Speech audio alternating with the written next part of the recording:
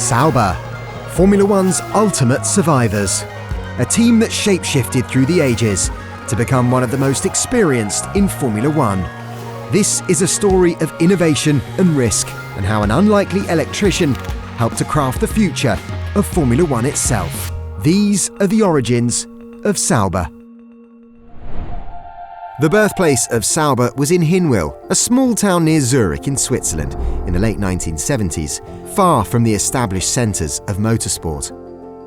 By this point, racing had been banned in the country for almost 25 years due to the 1955 disaster at Le Mans, which had even prompted Mercedes to leave the world of motorsport. Meanwhile, 27-year-old electrician Peter Sauber was about to reluctantly take over his father's traffic light business, though his ambivalence towards the industry was matched only by his lack of interest in cars. But everything changed when he was persuaded to improve the performance of his Volkswagen Beetle by a friend. Fine-tuning the vehicle lit a fire in Sauber, who enjoyed driving and tinkering with his new machine so much that he decided to build his own sports car. It wasn't so much brave as downright crazy, he said. Working round the clock and with limited resources, he created the C1, with the chassis named in tribute to the patience of his wife Christiana. The car was fast, going on to win the 1970 Swiss Sports Car Championship. Sauber's passion grew, and through dogged perseverance and dedication, his outfit quickly grew from a cellar to a workshop at the back of his fledgling car dealership. In 1986, a Sauber C8 fitted with a Mercedes engine won the prestigious 1,000-kilometre race at the Nürburgring. The triumph helped Sauber to convince them to return to international motorsport for the first time in over 30 years. It was the start of a new chapter, and from 1988, Sauber acted as Mercedes' official works team. 19 years on from the birth of the C1, Peter Sauber's team were based in a small factory, finished 1-2 at Le Mans, and were world sports car champions. They were now one of motorsport's big names and, unknowingly, on the road to Formula One. Peter Sauber had little interest in F1, but Mercedes felt differently, and together the two made plans for a return to motorsport's top tier in 1993. But the German manufacturer changed their minds, leaving Sauber with a dilemma. He could either abandon his team's new factory and return to tuning Mercedes sports cars, or go all in and risk everything to compete in Formula One. With 70 staff members in danger, it was a big decision, but Sauber took the bet and decided to go it alone, saying that taking motorsport away from this team is like taking the ball away from a soccer team. And so, the Sauber F1 team made its debut in 1993, powered by an Ilmor Mercedes partnership. The C12 was an instant hit, with JJ Lehto qualifying 6th and finishing 5th on debut in South Africa, with only an electronics issue keeping teammate Carl Wendlinger off the podium. The gamble had paid off. As they made their way in Formula One, Sauber started to challenge and beat rival F1 teams with 10 times their budget by forming strategic alliances and bringing in some big-name sponsors. In 1995, Mercedes left their Sauber partnership to join up with McLaren. It was a kick in the teeth, but Peter Sauber turned the knockback into an opportunity. He persuaded an expanding drinks company called Red Bull to buy a stake in the team and brokered a deal to become Ford's works outfit. Pursuit of success led to the arrival of Ferrari engines in 1997, beginning a relationship that continues to this day with Formula One's most successful team. But financial struggles continued, and Sauber convinced BMW to depart their deal with Williams to become a fully fledged manufacturer outfit, securing the future of his staff by selling 80% of the team in 2005. The decision paid off as they entered their most successful period, scoring their only win to date under the BMW Sauber name in Canada in 2008, with Robert Kubica at the wheel.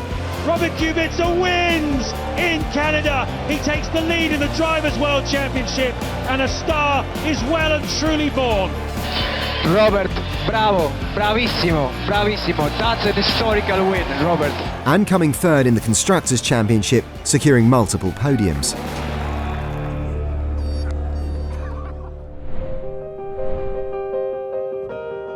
But when a global economic downturn hit the following year, BMW decided to pull out of Formula One. And once again, Sauber's future was hanging by a thread. Now in semi-retirement, no one would blame Peter Sauber for walking away, but he couldn't face seeing his extended family lose their livelihoods, and once more work through the night to secure financial backing to repurchase the team. He said at the time, "The price was much too high for me, but I knew I would regret it forever if I didn't try." Once again, licensing engines and key components from Ferrari, he entered his 40th season in motor racing just as he'd begun, rebuilding from the bottom and sculpting the team's future, including the appointment of Manisha Kaltenborn as Formula One's first female team principal in 2012. Flashes of success followed immediately, with Sergio Perez nearly winning in Malaysia and Kamui Kobayashi standing on the podium for the first time at his home race. Good job, Kamui, good job. Fantastic, thank you guys. But money continued to talk, and the team struggled against the might of the manufacturers, with cash flow issues leading to staff being paid late in 2016 as they fought to survive. It was the last straw for Sauber, who sold up to an investment firm in order to guarantee the team's long-term future. His incredible 56-year adventure in motorsport had reached its final destination. Today, the team is owned by a consortium, but the strength of their partnership with Ferrari is strong. Their current title sponsor is Alfa Romeo, another legendary Italian brand with strong historic affiliations with the prancing horses. And they will write the next chapter of their story alongside Audi, as the German manufacturer joins the Formula One World Championship in 2026 as both a power unit supplier and full works partnership. For all Sauber's accomplishment as a team, their record for developing talented young drivers is perhaps their biggest legacy. Despite being a small team in the midfield with a family atmosphere, Sauber's ability for spotting driving talent became a cornerstone of their success. His faith in youth was never evidenced better than in a battle to hand a debut to a 21-year-old Kimi Räikkönen. With just 23 race starts to his name in all categories of motorsport, the young Finn was denied the super license required to race. Not only that, but backers Red Bull wanted to put Enrique Benoldi in the car for 2001, and Sauber's decision to go with Räikkönen instead would lead them to losing their crucial backing at the end of the season. But Sauber's commitment was unwavering, and he took the tough option, fighting to earn Räikkönen a license before watching him go on to score points on his debut, powering the team to 4th place in the Constructors' Championship and bringing on a new major sponsor to replace the lost funds. Sauber's track record is impressive. 1990 saw a young Michael Schumacher break through in the World Sports Car Championship, while the team went on to give F1 debuts to Heinz-Harald Frentzen, Felipe Massa, Robert Kubica, Sebastian Vettel, Sergio Perez, Charles Leclerc and Zhou Guanyu. The team's faith in youth has never wavered, and since 2018, they've nurtured talent through their Sauber Academy and karting programs, giving a shot at glory to the next generation. Peter Sauber's ability to adapt and foresight to shape the future run deep within the DNA of both the team and Formula One itself.